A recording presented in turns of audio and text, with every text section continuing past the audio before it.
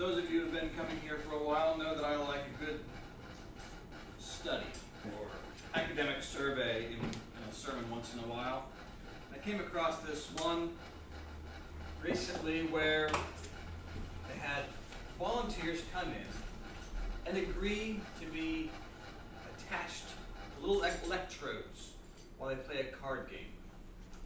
And the card game was fairly simple. They lay out all the rules, but when something went wrong in the game, when they did a certain set of actions, then they would get a mild and brief electric shock.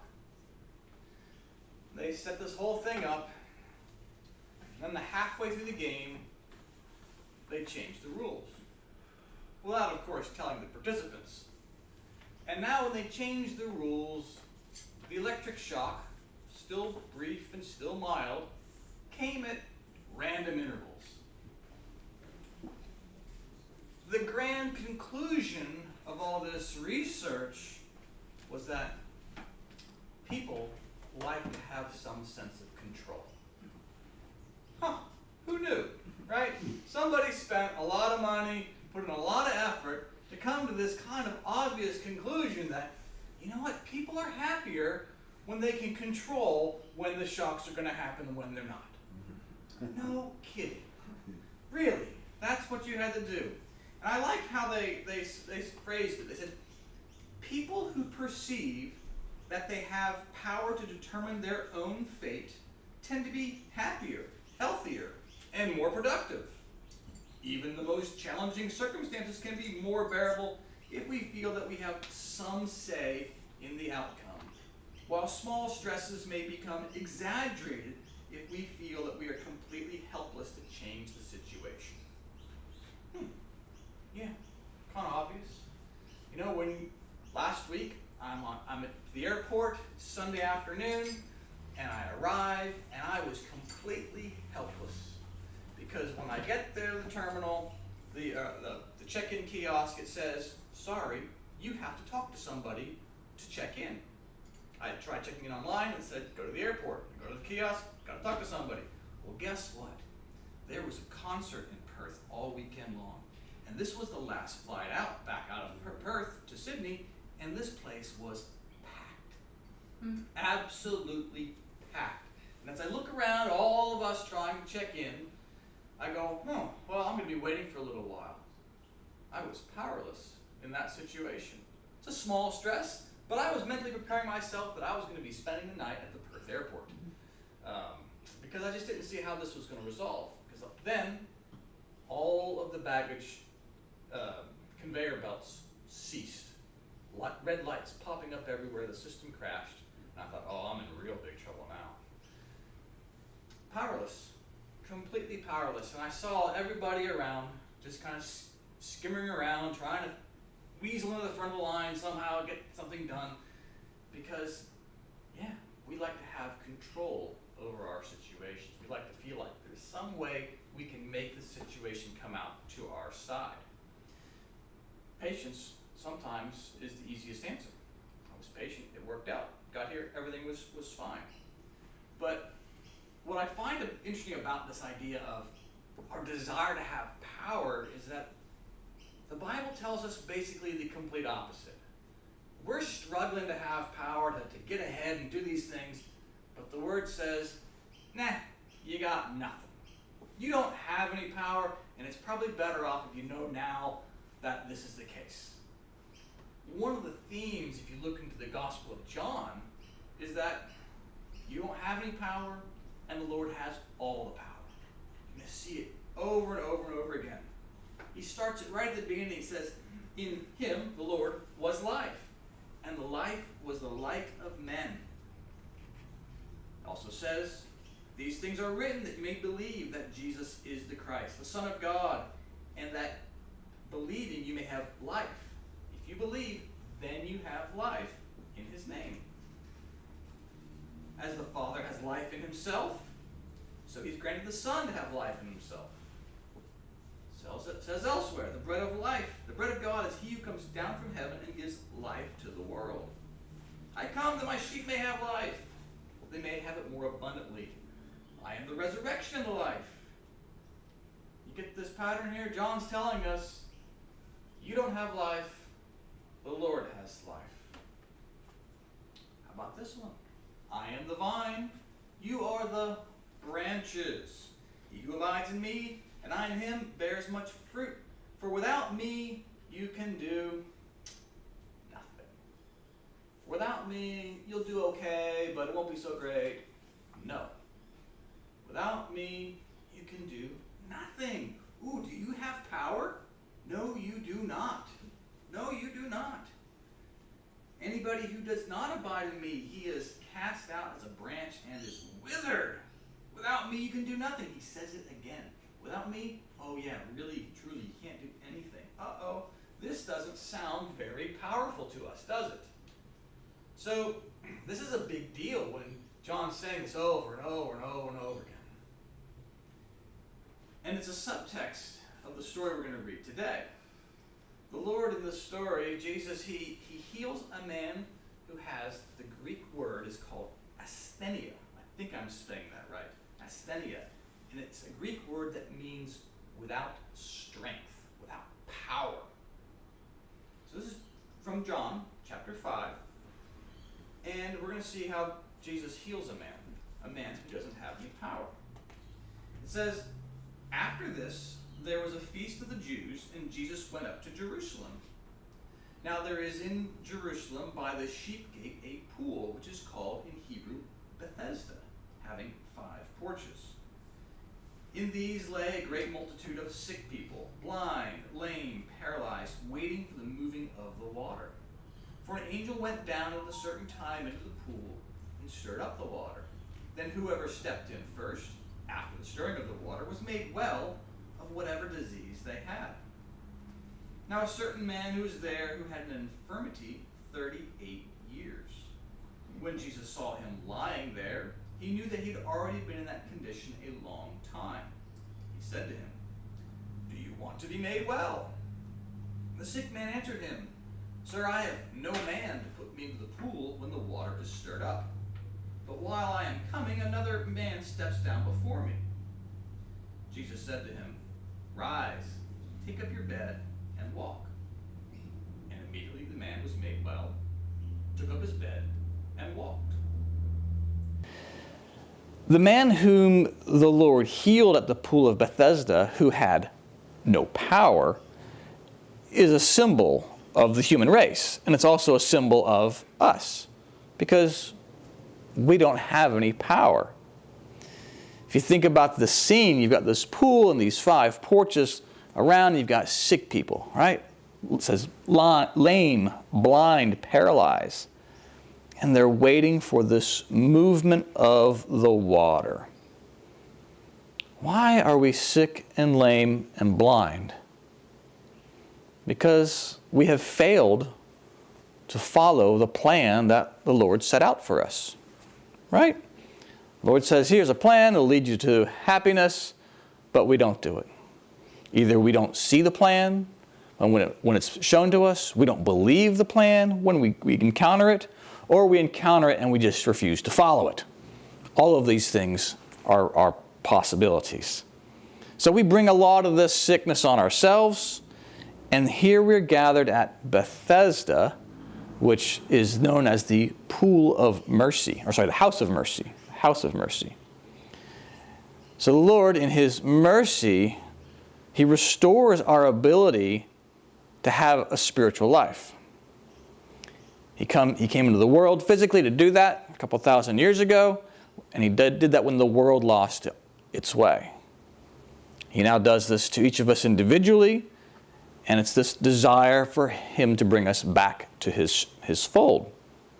So, how does this shake out in our life? You know, this tiny little 9-verse story is a representation of what our regeneration looks like. Because, well, the process is very simple. You have a pool of water, which is our outer mind. So that's your knowledge, your truth, the stuff that you know about spirituality. And this knowledge just sits there, just the way a pool can sit there still. But it doesn't bring about a change in our spirit. You can know lots of things, but it won't change you, right? How does this pool change us? Well, in the story, it's the angel that comes in and stirs it. Well, that angel is a picture of our higher self. Something from a higher part of us, through the heavens from the Lord, is stirring us up, saying, you know what? It'd be better if I wasn't such a jerk. Right? It would be better if I was just a bit nicer. It would be better if I could just let go of my ego. It would be better. Something stirs. That angel comes through, stirs the water, and somehow it's in that stirring, there's some information in there that's being brought to your attention. Yeah, that inspiration, that impulse to be a little bit better. And we believe it. We believe it. We go, yeah, that's actually right. And so what's the next step? Oh, well, when the angel stirs the pool, whoever gets into that pool first wins, and they're healed. And that's what we're supposed to be doing. That thought comes through, then we move, we act on it. Right? This isn't hard. We act on it. We put it into our life, we step into it, we make movement with it. Now, in this story, we don't actually see that full process unfold because we have here a man who has no power. So the Lord, in His mercy, says, okay, I'm going to come a little closer to you. You can't make it all the way. I'm going to come a little closer. What we see in the story is that with this particular guy, though, he's had this infirmity for 38 years. Now, if you're looking throughout the Word and the writings, where do you see the number 38? Just one other time. One other time does the number 38 come up. And I give you bonus points after church if anybody can tell me that they thought of this before I give them the answer. 38. Where does 38 ever come up again? Okay, Deuteronomy, chapter 2. I know you're thinking of it now, right? Chapter 2. Children of Israel are on the verge of crossing the Jordan River. Moses stands there with them and he just recaps their entire journey. He says, hey, this is what the last 38 years have been. This is what you've been doing for the last 38 years. And it's, when Swedenborg unpacks all this, it's basically saying the children of Israel have entered a new state, right? All the people who were doubtful of the Lord, they've died off. They're getting ready to go in, and they start to fight some battles outside that region. And what's the key thing that they have to know when they fight these battles? The battles are the Lord's. That's how these battles all go. All right, the ark goes out, they do their thing, the Lord gives them instructions. This is how you're going to defeat these enemies. Boom, they do. This is how you're going to defeat these guys, and they do. And this pattern continues because, why? They're 38, which means this new state of being ready and receptive to spiritual life. Realizing that, yeah, we don't have power, but we have all the power, right? We don't have any power? Yeah, we have all of it. We have all of it. So, the Lord's speaking here in this story to us in this state of readiness that we need to have, right? After we struggle for 38 years, or whatever 38 years in your life is, and He says, do you want to be made well? How does the guy respond, right? He says, I don't have a man. I got nothing. And this powerless man is really doubling down on the powerlessness, right? Not only can I not move, but I don't have a man. I got no power at all. And normally when you interpret this story, you're saying, well, guy, why weren't you answering the question? Do you want to be made well or not? Come on, don't give us these excuses. But I've had some people tell me that actually this is not how it's supposed to be read. That actually perhaps we should read it as this guy is telling the Lord, I really have no power. I really, truly have no power. This is his confession of powerlessness. The Lord's not waiting for a yes here. Jesus is not waiting for this guy to respond, yes, you're right, I do want to be made well. He's not waiting for that. Jesus says to him, rise, take up your bed and walk. Because he's seeing that this guy has confessed his powerlessness. I'm here paralyzed, I'm without power, and I don't have a man. I got nothing. This world, the world isn't going to save me. Jesus says, okay, take up your bed and walk. So he does, right? He does. Now, symbolically, this is just taking up everything that we have in the world, taking up all of our ideas, all the things that we've learned, and moving forward with them. Saying, okay, we're just going to keep going. We're just going to keep going. I'm going to take all these spiritual ideas that I have, I am going to put them into action. And as soon as we do that, made well. Made well. And what you probably didn't notice, but is there, it says, and that day was the Sabbath. You don't usually think a whole lot about it because we get into the Sabbath, there's usually this inference that, oh, the Pharisees are going to be upset at them. Uh-oh, here they come. But what we're supposed to see with this is that the Sabbath is about a day of divine instruction, right? That's, in theory, what you're here for today, a day of divine instruction. You're here to learn. Who are you learning from? Oh, the Lord.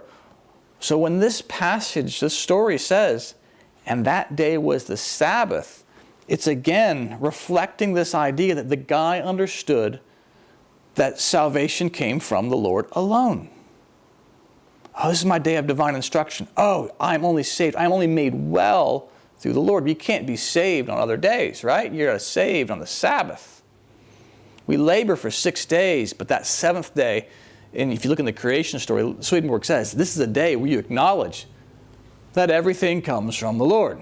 This is the day you acknowledge you have no power. Now, of course, there's the other side of this as well.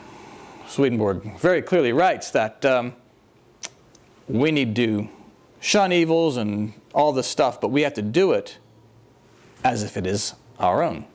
We have to do it as if we do have power. We have to act as if we do have power while at the same time saying, I know I don't.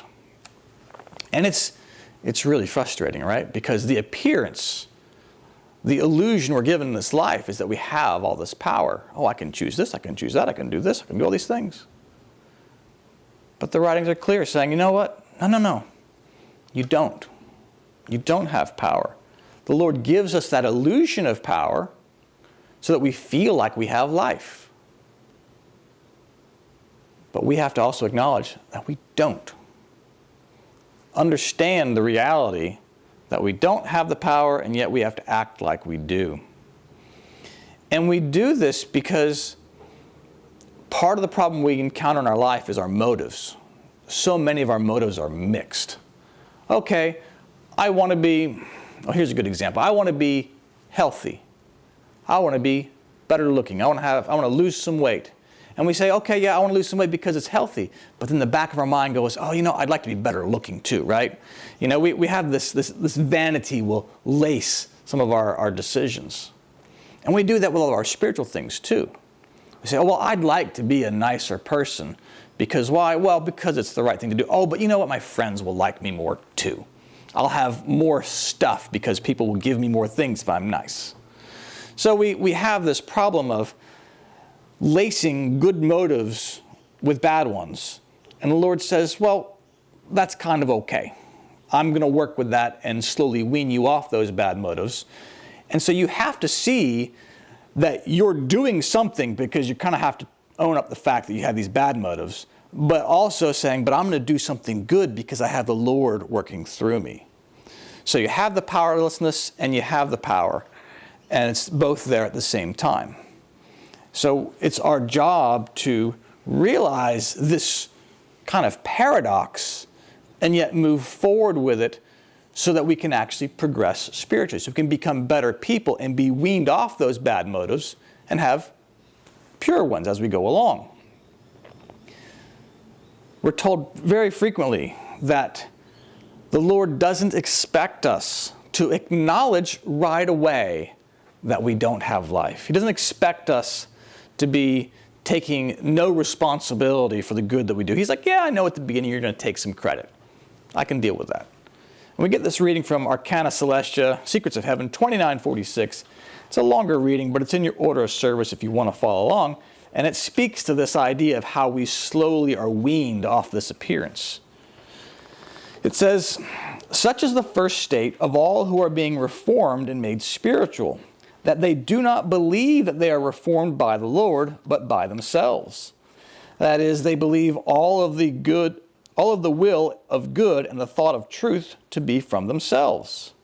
They are also left in this state by the Lord, since in no other way can they be reformed. For if it should be said to them, before they have been regenerated, that they cannot do anything of good from themselves, or think of anything of truth from themselves, they would then fall into the error of thinking that they must wait for the influx into the will and influx into the thought. And if this does not take place, they must attempt nothing. Or they would fall into the idea that if all the good of the will of good and the thought of truth were from the Lord, they would be like machines and not their own masters or in control of themselves. It is therefore permitted them at that time to think that good and truth are from themselves." All right, so that's for all the unregenerate people. So basically what it's telling me is I shouldn't be telling any of us this. Because if I tell unregenerate people, you don't have any power, bad things are going to happen. So I shouldn't have told you that. Right? But after people are regenerate, then by degrees the knowledge is insinuated into them that the case is otherwise, and that all good and truth are solely from the Lord. And still further, when they are becoming more perfected, it is insinuated that whatever does not come from the Lord is evil and false. To the regenerate, if not in the life of the body, still in the other life, it is given not only to know this, but also to perceive it, that is, to feel it. For all the angels are in the perception that it is so. So, you can see there's this progress and process. You start off not believing it, but you slowly become open to the idea that the Lord has power. So we shouldn't expect everybody to be jumping on board this bandwagon that they're powerless. It's just not realistic. The Lord says that's part of the process. You're going to start off thinking you have power, and that's okay. Eventually we'll work towards it. Now, the writings also say a lot about the angels perceiving delight of the Lord's presence in their mental life. And strangely enough, this doesn't make the angels feel powerless. In fact, it makes them feel more alive. So there's a paradox at play here, right? The Lord's more present with the angels than with us, and yet they feel more powerful. And Divine Providence puts it like this. It says, "With the angels, especially the angels of the third heaven, the truth that all life is from the Lord is confirmed, not only through reasons, but through living perceptions. These angels perceive the influx of divine love and divine wisdom from the Lord. And because they perceive it, and from their wisdom know that love and wisdom are life, they say that they live from the Lord and not from themselves. And they not only say this, but they also love it and desire it to be so. Nevertheless, they are still, to all appearance, as if they live from themselves." Quite the change. The Adam and Eve story tells us that Eve's creation isn't the creation of a different person, but it's a creation of our sense of self. That's what Eve is when she's formed out of Adam. It's this sense of self, this illusion that we have life of our own. The Lord gives us that on purpose so that we can feel like we have life. We can feel purposeful. And yet, even though He knows we need that at the beginning, our whole journey is to leave that Eve state behind and be like these angels, where we can not only rationally know that the Lord is the provider of our life, but we can perceive it. Like there's some sort of way we can sensually or sensorily confirm it. This appearance is obviously much stronger with the angels than it is with us. So we get stuck in this situation of knowing rationally in this world that we don't have life, but we don't have that angelic perception to feel it. And I think this is why we get so stuck on this idea of power. And In the world, we go, well, there's a study that says we're happier when we have power. But the Lord's saying, no, that's actually not the case at all. You'd be happier when you know you don't have power. Now, part of the problem in the world we have of feeling powerlessness is that, well, we don't do a good job of forecasting good or bad events. We want power because we think if we get power, we can achieve X, and this thing is going to provide us long-term happiness. But the problem is, usually we forecast wrong. We say, oh, well, when I have $1 million, then I'm going to be happy. Once I take over this company and I do all these things and bang, there's my happiness. My power is going to achieve it, and then I will have achieved happiness. But even all these psychological studies will say, well, that actually doesn't work out. We're bad at predicting what our own happiness is going to look like. On the flip side, we're also really bad at predicting the bad side of things too. We say, oh, well, if this negative thing happens, it's going to be really bad. And it never is as bad as we think it's going to be. So in a kind of a bit of a dovetailing between the world of psychology and the world of religion, even the psychology world says, yeah, I know you think you're happier when you have power, but actually, the best way to navigate a situation when you're feeling powerlessness is learning how to separate what you have power over with and what you don't. And then looking for ways to reinterpret that situation. Because you can't control the world, but you can control how you respond to it. Well, that's true, right? The study got that right. That is true. It's up to us. We have the power to reinterpret how things are going. And that can be an antidote to that feeling of powerlessness. The Lord says, okay, just like you might need a progression to go from feeling powerful to realizing you need to be powerless, He says, I'm going to give you one more piece, so when you're ready to elevate a little bit higher. And that's the very simple idea that all thoughts, evil and good, come from outside yourself. And when you are open to that reality, that those thoughts in your head are not you, that does not make you who you are, that is not your identity.